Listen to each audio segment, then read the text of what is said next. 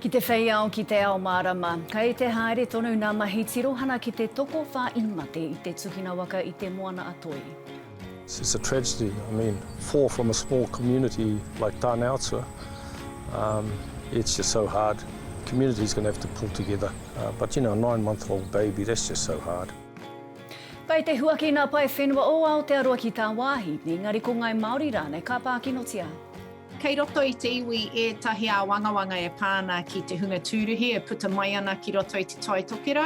Nā te tini o te mate kei wainganui I ngā hāpori me ngā kāinga. E ai kia tā Robert Gillies, te mōrehu whakamutuna o te rua te kaumāwaru, he maumau wā ngā mahi pakana. Waste of time. War is a waste of time. It solves nothing.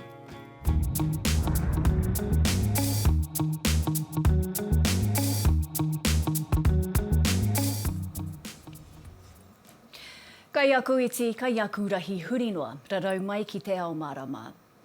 E tangi hiana e ngai tūhoi, te toko whā I mate I tētahi tukina waka ina nahi nei, ko tētahi he pēpē. E rua nā waka I tuki tata atu ki te pokapū o Tāneatua I te moana atoe. E takoto tonu ētahi tohu whakamāharahara o te aitua. Anei te pūrongo a Herawini Waikato.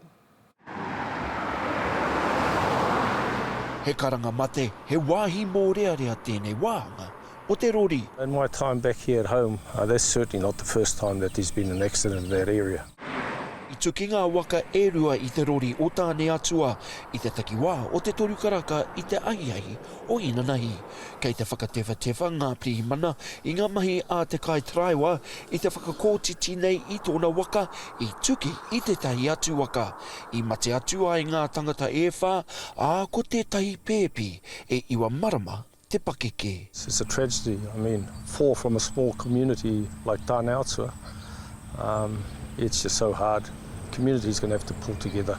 But you know, a 9-month-old baby, that's just so hard. A horrible scene, a lot of damage, and to discover initially we thought that 2 people were killed, and then to establish that some people had been flung out of the vehicle that wouldn't have been restrained, and that number of fatalities increased to 4.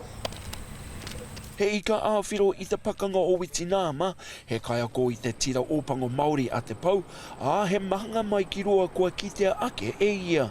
He oi e whakaponoa nei ia ka puta tōna hapuri o Tāneatua ki te whai ao. This is Ngāi Tūhoi, but at the end of the day, even those who come to live here and not from Tūhoi, we're all extremely close.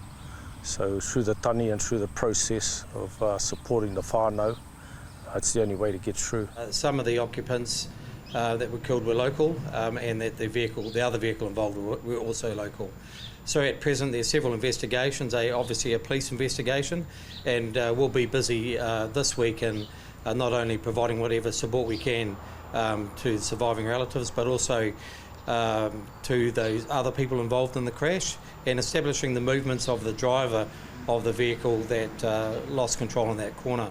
Hei tā te mana tū waka, kua pikiaki te tatau o ngā aitua tukinga waka I tēnei tau, ki te kotahirau toru te kaumātoru, I te rātau kotahirau mā ono ngā matinga. Well, whether alcohol have been consumed by any of the drivers is part of a normal motor vehicle investigation, whether it's a non-injury, an injury or a fatal crash, and it's certainly an aspect that will be looked at with this one. You know, there'll be a deep look into what caused the accident, and from that come the learnings. But at this time, it's about grieving, it's about getting together. Kai te takatū angai tūhoi ki te tangi I ōna mate. Hei te mutunga o tēnei wiki, tukuna ai ngā tirohanga a ngā pirihimana ki te kai tiro tūpāpaku. He Roni Waikato, te ao Mārama. He tūroro tuarua, kua pānia e te rerengo hou o te mate kōwhiori, he tangata ko hoki mai I tā wāhi. I ki te ake te tūroro nei I te hokina tuatahi mai o rātau nōna whenua e ono te kau, kua whakaahia e te kāwaratanga. Kai te whare pāremata ināi nei, tō mātou tangata a whatitiri te wake. E whati, kai te māharahara te pirimia I te kitena tuarua o tēnei tūrerena kōwhiori, me te mōhio, kua māma haere nā ture pai whenua?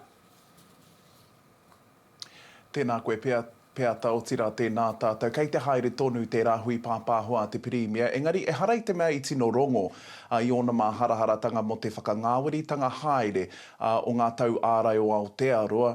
Engari, ko tāna he kōrero mō ngā hua pai ka puta i te whakatuwheratanga o Aotearoa ki te ao. Tōna rua te kaumātahi ngā wakarererangi ka umai ki Aotearoa i tēnei rā tonu hei ngā rā e tū mai nei ka piki ake te rānama. Engari ko tāna i whakaputa ia i ngā kōrero mo ngā hua ka taka mai ki ngā kamupene tūruhi nei o tira o te āhuatanga tau hoko hoko ki roto o Aotearoa.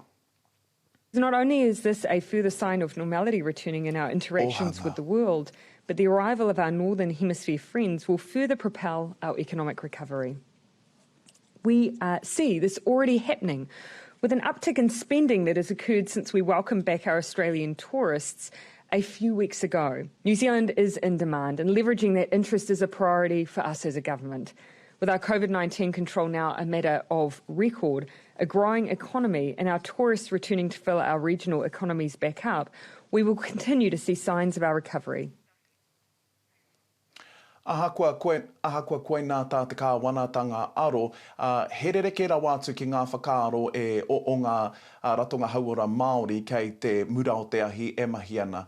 Ko tā rātou kei te heke ngā whika o te hunga Māori ka whakawhiwhi ki ngā kano ārai mate me te kainamutanga mai o te hōtoke kei te māharahara tonu rātou. He waiata, he roi mata, he awhi, e tūhonohono ana ngā whānau kua roa e tatari ana kia hoki mai.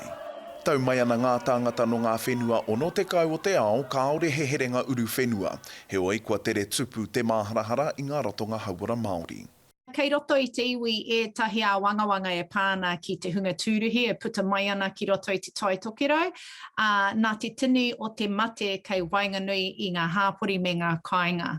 Engari i te kainamutanga mai o te hōtoke me te tūpono hora o ngā momoko whiori hou, e ngana tonu ana ngā ratonga ki te tuari i te rongoa ārai mate me te whakarite rautaki mo ngā hua katoa, ka puta. So what we've done now is merged all immunisations, vaccinations together.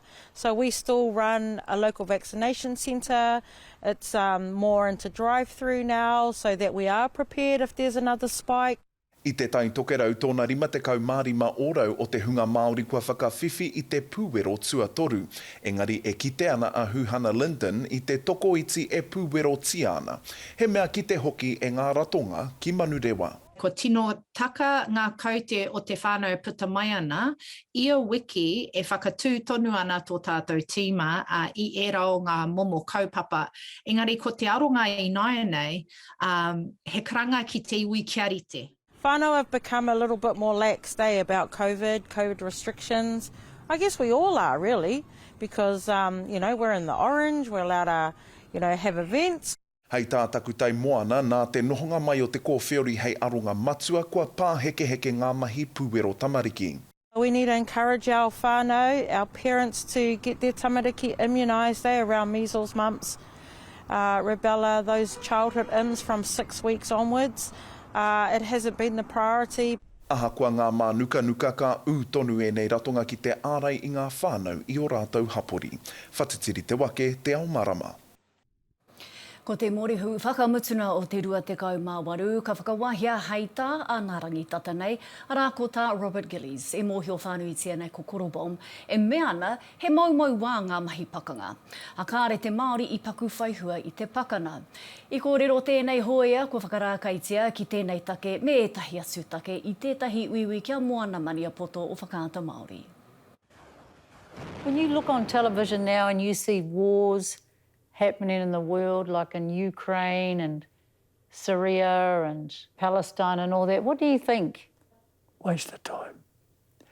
War is a waste of time. It solves nothing, but it makes some people rich. And I think that's what war's all about. These fellas who sell arms to both sides to kill one another.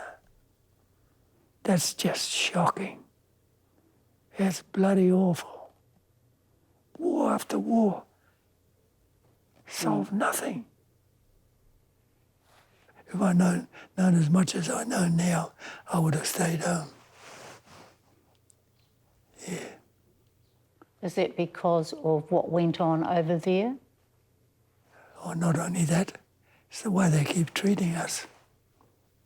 We lost those fellas for nothing. We're no better off. We're still fighting for a place in our own country. Ahoi anō mō te roa nā atu o aua kōrero mātaki mai ki te ao with Moana I whakaata Māori hei te haura mai I te waru. Nā kia whakatātātou mo te wāpoto, kai tua ke tonu ka kōrero a te Maire Martin mō tana hokina ki te ao riki, whai muri I te ikuratanga ki tōna roro.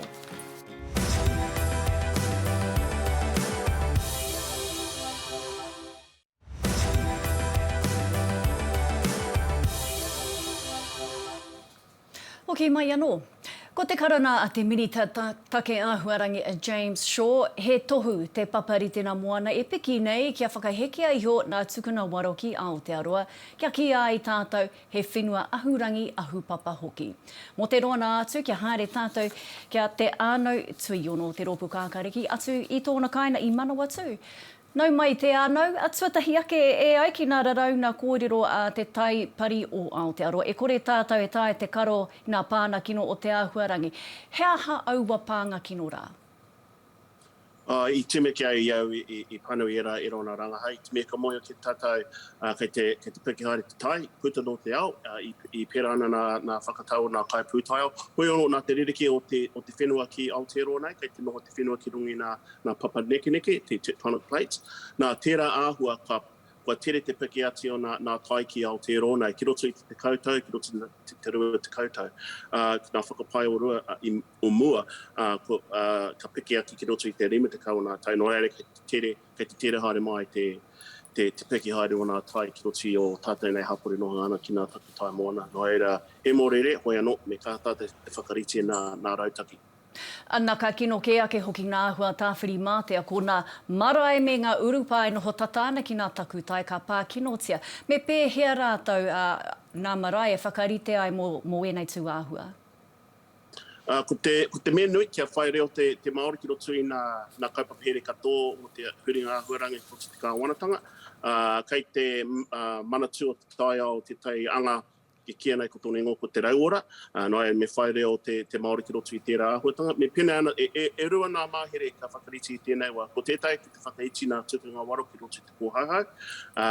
He tino whutuporo tō ranga pūtera. Hoi anō, ko tēnei ara anō mo te whakariti te urutau mo nā āhuatanga o te huringa āhuarangi. Pera ki o tātene whananohana ki te takutai. Te mea nui, kia mahi nā tahi tātou me nā kaunehere ārohe, nā iwi, nā hapu, tātou katoa. Me pera ana te āhua ki o tō tātene whakaritinga. Te manoko nei ki au, te me kei te tūna wāri Māori a tērā tai no reira, ka whai reo te Māori anō hoki ki roti nā kaunehere ki roti te tai no reira, nui nā mahi ki mua te aroaro. O kai hea rātou e tau ana I tēnei wā nā kaunihera me enei take āhuarangi?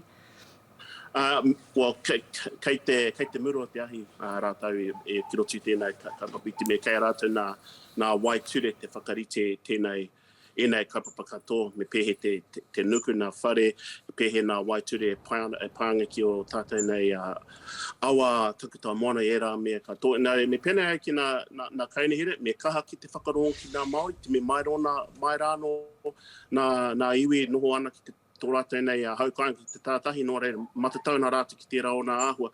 He wahanga no tērā, mo nā pukenga o tātātou nei kaihapa o nā mātauranga Māori, o tira te mātauranga take puta no te ao, me kaha te ao, te whakarongo ki te iwi take. Kua pau te wākia tāua te ano, engari a kanui nā mihi ki a koe I nā kōrero. E nā koe o tira, tēnā koutou katoa. No te tau, 2011 i tae ai a te Maire Martin I te ikuratanga ki tōna roro me te whakapono e kore ia e tāngro anō I te riki. Engari, kua hoki ora mai ia ki te wākainga ki Aotearoa, a he moe a hoki tōna kua ea nei. Ko ia tētahi o nā whetū o te Kapa Broncos I nā wiki e rua ko hori, me ngā hua nui kua puta ki tāna krapu hou. E rua nā wiki tōria ki te Kapa Broncos ko te Maire te haika. I kōrero ia ki o mātou tangata o te hōtaka te aotoa mo tāna hoki ngā ora mai ki te taumata ike o te riki. Before the head knock, I sort of just went through the motions. Just playing first grade, I was I was happy to be there, but I wasn't really taking it all in as I should have, and getting that head knock and having the game taken away from me sort of helped me, because I take everything. I'm really grateful for everything. Like everything, like training. You get to go to training every day. You get to go to the gym, which people probably pay for. You get to run around. Our longest days, they stop at 1 o'clock, and that only drags out to 1 o'clock because you have to have massage. You sort of don't appreciate that as much until it's taken away from you. So just at the moment, I'm taking it all in, because I suppose if anyone knows how quick the game can be taken away from you, it's me. Tēnā tonu mai, tai hoa ake nei, he kara hipi hou e ākia nei ngā mema o ngā puhi, kia haere ki te whare wānanga ako ai.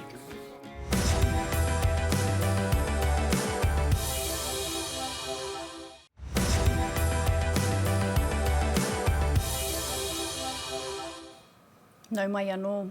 He whakaaetanga karahipi mātauranga, kua haina tia e te rūnanga iwi o ngā puhi. Te herena waka me tētahi wepu mātauranga Māori, kia tauri te hiana pūtea tautoko tāra ki te tāra, ka tukuna ki ngā mema o ngā puhi e te rūnanga. E a hei ai rātou te uru ki te whare wānanga. Kai a tūmama o harawira na whakamārama. Ko tā te mārewa o tautoru, he tohu i te terenga o ngā puhi i te ao mātauranga.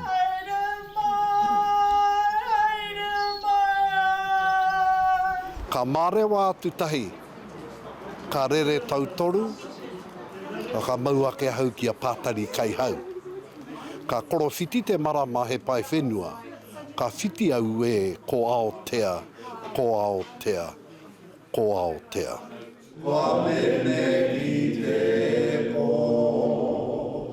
Toko toro ngā ropu ki te kaupapa mārewa o tautoru. Tēnei te kaupapa nui o te whakapukinga i te mātauranga o ngā taitamariki o ngā puhi. Kua ono tau te rūnanga a iwi o ngā puhi e whai hononga ana me te herenga waka. There was an agreement to have a dollar for dollar in terms of our te rūnanga a iwi o ngā puhi's input. We allocate $97,000 per year.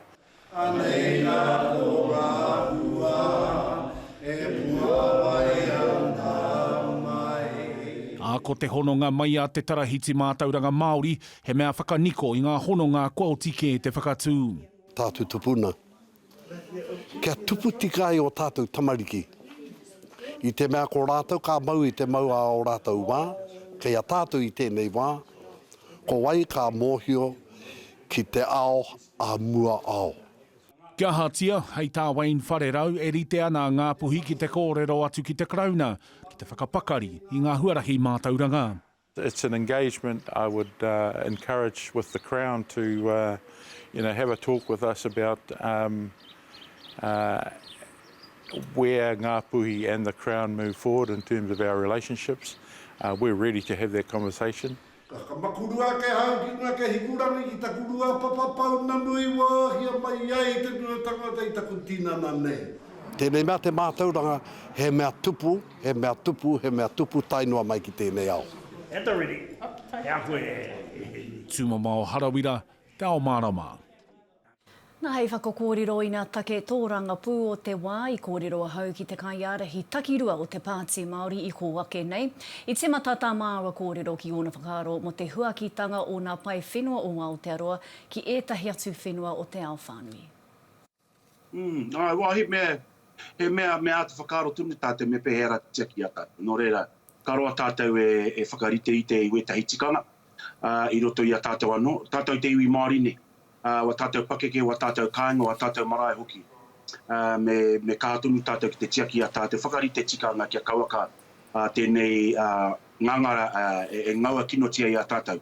Nō reira, ākua ko huakina me pupuri tonu tātou ki ngā tikanga ko whakarite a tātou. I roto i te rua tau ko hipa ake nei. Kei te mohi o tātou me pehera te tiaki a tātou. Nā ki tōro he pōti nei, kua kino tēnau o te mate korona ki roto rua. E ai ki wētahi o aua kai pakihi, muku a katoatia ngā here kōwhiori. Ki te kore, ko ngā pakihi tāpoi katoa ka ngaua kinotia. Nō reira, hea hatau ki a rātau? Ko tāku I tēnei wā mea, me pehera te taurite I te whakaaro mo te moni me te mano o te tangata. Kei te mōhio awa, kei te tino taumaha, te taha ki ngā pākihi, ki ngā tūruhi. Wera atu a huatanga kei te ronga atu au I e nā koro engari ko te oranga o te tangata te mea nui. Nō re mea te whakaaro hia tātou me pehera te whakatutuki I ngā taha eirua. Engari me pehera anu hoki te whakatutuki I ngā tikanga ko whakaritea tātou I roto I te rua tau ko hipākene. Koina te mea nui.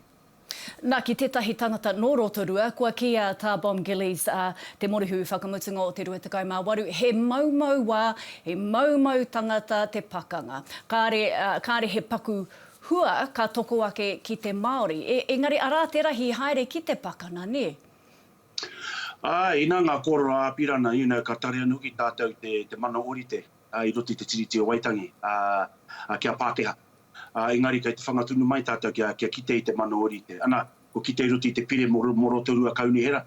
Auare ake e kore tarea te whakatutuki no te mea kārea tau I pirangi kia mana orite tātou ki roto I rā tua huatanga. Nō reira kei te whangatunu mai tātou. Kei te tautoko a wahau I ngā koro a tā Bob. Kāre he hua ka puta mai ngā pakanga a tau iwi. E pera anō ngā koro a te puea. E pera anō ngā koro a te rua. I roto I ngā taumaha. E kore rā te mo te tautoko I ngā pakanga te Pākehā. Wai o ma te Pākehā no wana pakanga. E whawhai. E kare au mo te tuku oku tamariki ki ngā pakanga nui o te ao. E rereke tēnei wēneira. E rereke. Nō reira, me haere na hoe o Aotearoa ki ngā pakanga ki tā wahi I enei rā, pēnei I te pakanga ki Ukraine? Kau e haere ki te pakanga, engari me haere ki te ata tau, me haere ki te ata rangi Māori e ngā mahi. Koe te me haere te tautoko I te hunga, ko ngaua kino tia te pakanga nei. Engari kau waka rawa tātou uru atu ki roto I te whawhai. E kore rawa awahau e tautoko I te rātua huatanga. Nā, kia hoki atu ki tō rohe ki tāne atu a toko whānā tāngata I mate I tētahi tukina motoka I reira I nanahi nei, ko tētahi he pēpē. Rā te rā whakamutuna hoki o nā hararai o te kura, kātahi te aitua pauri ko tēnei nei? He parekura nui tēnei ko utaina ki runga ia tāua ia tūhoi. Anu hoki I a mātātua, puta noi te ao Māori nei. Kei te aroa hoki. Kei te aroa hoki ki te whānau. Ia rātau e whakarite mo ngā whakarite ki runga marae ki roto kāinga hoki. Nō reira kei te tangi atu ki tērā pēpi me tau me te whānau hoki. Nō reira ka aroa hake ko tāku ki te whānau me he mea he whātorohanga āwhina ka tare anu hoki awahau. Te whātoro atu, kaua me tukuna mai he karere kia tare no ki tātou te tiaki a tātou te tautoki a tātou anu. Mai ko Rauri Waititi kai āre hi takirua te Pāti Māori tēnā koe I whai wā ki a mātou tēnei rā. Ngā mihi. Pēra pēata, ngā mihi. Nā, I mua I te puei nā te reana morehu o rātana kia te tiro ake tātou ki ngā tohu a tāwhiri mātea. Ka kōpata pēr te ua ki kai tāia, engari he mahana tonu ki reira, ki tāmaki makaurau, I tuatu I te ua ka heke ki whangaparawa, he rangi a tāhua. He mahana hoki ki Rotorua, rua te kau ki Tūrananui a kiwa, ngā motu ka mārire haere te hauwaho. Ka tāmaru te rangi ki te whanganui ātara, a ka kōpata hoki te ua ahi noa. He rangi kōmaru hoki ki whakatū, o tautahi, he rangi pai tuatu I te kohu katoa atu ki reira hei te ata. Pai hoki te kōrero ki tāhuna, waiho pai he rangi pai huarere. A kāti, koina nā kōrero kai taku kete mo te whānuitango ua mātou kaupapa. Toro atu ki te taupānga a te ao Māori, tirohia hoki tā mātou whārangi pukamata. Mā te poe e ki ana ko te pā o nā ariki. Nā te kapahaka o te reana mōrehu o rātana, te hōtaka e whakakapi I tēnei pō. Noho koutou, I roto I te rangi Māori e.